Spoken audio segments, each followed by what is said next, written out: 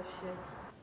Опера Назиба Жиганова «Джалиль», поставленная в Татарском театре оперы и балета, будет показана в свыше 40 странах Европы на телевизионном канале «Меццо». Съемочная группа компании «Телмондис», обеспечивающая техническую запись для канала, работала в Казани в течение нескольких дней, выверяя каждый звуковой шаг или тональность.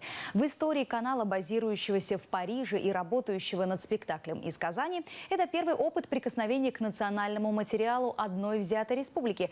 Подробнее в материале нашего культурного обозревателя Дмитрия Пивоварова.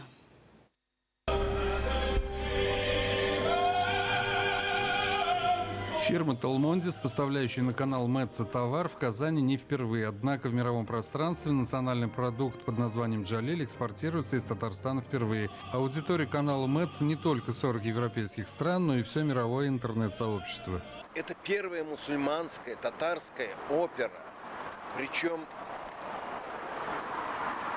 это историческая правда о героизме, о патриотизме выдающегося татарского поэта в условиях фашистской вот этой действительности. Канал «Меццо», специализирующийся на именах, как принято говорить, «Экселленс», имеет опыт работы с крупнейшими творческими коллективами мира, не исключая, конечно, имена, сделавшие погоду в мировом исполнительском искусстве. Идея показать Джалиля возникла во время трансляции на «Меццо» еще одного громкого татарстанского проекта «Золотая Орда», ставшего на сегодняшний день самым смотрибельным проектом нашего времени. Ни в Москве, ни в Санкт-Петербурге, а именно в Казани подтверждает, что масштабная страна Россия действительно в культурном отношении представляет себе громадный пласт, громадный интерес для всего мирового пространства.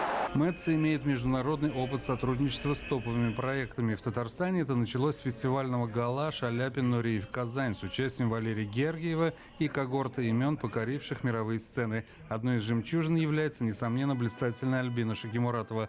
Образ Джалиля, ставший предметом экспортного успеха, тщательно изучался. Они хотели так ощутить и посмотреть, насколько это воплотимо, это в принципе, эта идея на эти носители уже телевизионные в сегодняшних условиях. И поэтому, когда они посмотрели в феврале спектакль, они сказали, это будет достаточно очень интересно и очень отличаться от той продукции, которая, в принципе, ежедневно поступает по каналу «Меццо» в различные страны мира.